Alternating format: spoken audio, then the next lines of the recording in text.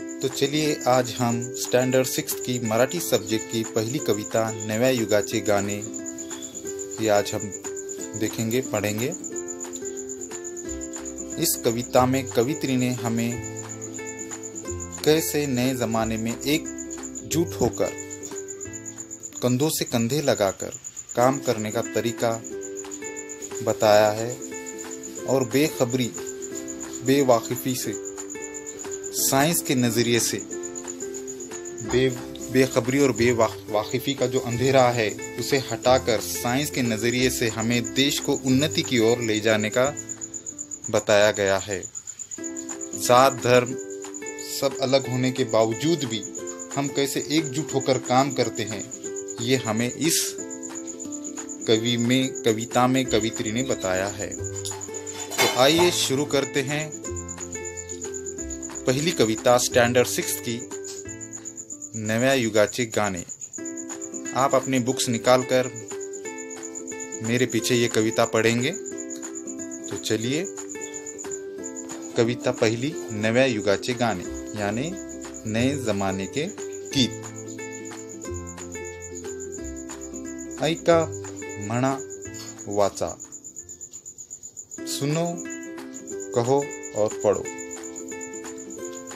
नव्या युगाचे नवीन गाणे एक दिलाने गाऊ, मानवतेचा दीप अंतरी नीत तेवत ठेवू।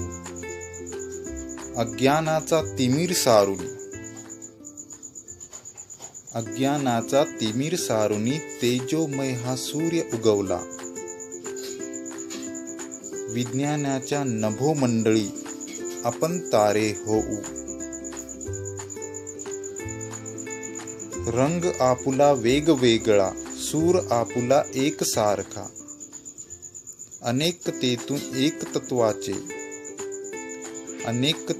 एकत्वाचे गाणे आपण गाऊ। हातामध्ये हात गुंफुनी देशहिताचे मंत्र जपुनी। हसत खेळत ध्येय मंदिरी पुढे पुढे जाऊ। भारत भूची पवित्र माती प्रिय आम्हाला स्वर्गहूनही। या धरणीचे रक्षण करण्या प्राणपणाला लावू। नीचे कवित्री का नाम दिया है शुभदा दादरकर। इस कवित्री ने हमें इस कविता के जरिए नए ज़माने में कैसे मिलजुल कर रहना है, कैसे कंधों से कंधे लगाकर काम करना है और कैसे साइंस के नज़रिए से काम करके देश को उन्नति की ओर ले जाना है, इस कविता में हमें बताया गया है। तो आइए हम इस कविता को अच्छी तरह से और जान लेते हैं, उसके मीनिंग्स जान लेते हैं। नव्या युगाचे नवीन गाणे यानी नए ज़माने के नए गीत। एक दिलाने गाओ यानी एक दिल से गाएं।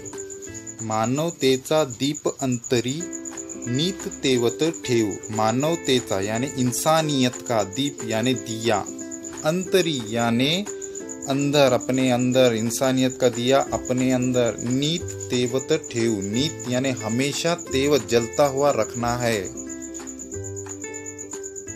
अज्ञानाचा तिमिर सारुनी, अज्ञानाचा तिमिर सारुनी बेवाकिफ़ी और बेखबरी का, अज्ञान यानी बेवाकिफ़ी और बेखबरी। तिमिर यानी अंधेरा, सारुनी यानी बाजू कर हटाकर।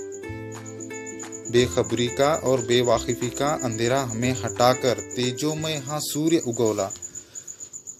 चमकता हुआ रोशनी से भरा हुआ सूर्य यानी सूरज हमको लाना है, निकालना है। विज्ञानाच्या नभोमंडळी, साइंस के, विज्ञान यानी साइंस, नभोमंडली साइंस के आसमान में अपन तारे हो। साइंस के आसमान में, साइंस के आसमान के हम सितारे होंगे, हमें बनना है। इसलिए हमें अज्ञानाचा यानी बेखबरी और बेवाकिफ़ी का अंधेरा हटाकर साइंस के नज़रिए से हमें देश को उन्नति की ओर ले जाना है। रंग आपुला वेगवेगळा, रंग यानी कलर वैसा नहीं होता, यहाँ पे जात और धर्म को बताया गया है रंग। आपुला वेगवेगळा, अपना धर्म जात अलग अलग है। सूर आपुला एक सार का, मगर काम करने का तरीका और अपने देश के लिए, अपने मुल्क के लिए काम करने का और जीने का तरीका एक है। सूर यानी आवाज, उसकी आवाज भी अपनी एक जैसी ही है। अनेक तेतुन एकत्वाचे गाने अपन गाओ, हम सब अलग अलग होते हुए भी एकजुट होकर काम करते हैं और अपने देश की उन्नति के लिए आगे बढ़ते हैं और इसके लिए अपन उसकी गीत गा रहे हैं। हातामध्ये हात गुंफुनी, हाथों में हाथ लेकर, कंधों से कंधे मिलाकर, देश हिताचे मंत्र जपोनी, देश हित यानी देश के लिए, हाथों में हाथ लेकर, कंधों से कंधे मिलाकर देश के लिए हम काम करते हैं। हसत खेळत ध्येय मंदिरी, पुढे पुढे जाओ, हंसते खेलते देह मंदिर यानी मकसद की ओर अपने बढ़ते जाएंगे। हाथों में हाथ लेकर, कंधों से कंधे मिलाकर अपने देश का जो मकसद है, जो मकसद के लिए हम हंसते खेलते आगे बढ़ते जाएंगे। भारत भूची पवित्र माती, भारत हिंदुस्तान, भू यानी जमीन, हिंदुस्तान जमीन की ये पवित्र यानी पाक मिट्टी, माती यानी मिट्टी, हिंदुस्तान की जमीन की पाक मिट्टी प्रिय अमाला स्वर्गाहुनी, स्वर्ग यानी जन्नत, जन्नत की जैसी ही हमें प्यारी है। प्रिय यानी प्यारी है। या धरणीचे रक्षण करण्या प्राणपणाला लावू, धरणी यानी जमीन, इस जमीन के रक्षण यानी हिफाजत के लिए हम प्राण, अपनी जान यानी जान, अपनी जान भी लगा देंगे दांव पर। इस जमीन की हिफाजत के लिए हम अपनी जान भी लगा देंगे। तो बच्चों, आज हमने इस कविता को अच्छी तरह से जान लिया। इसके अंदर का जो संदेशा इस कवित्री ने दी थी नए जमाने में जीने का, वो हमने जानकर ले लिया है।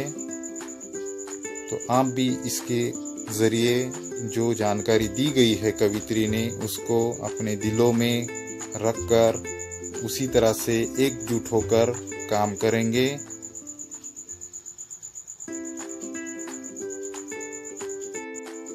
ऐसा हम आगे सोचते हैं।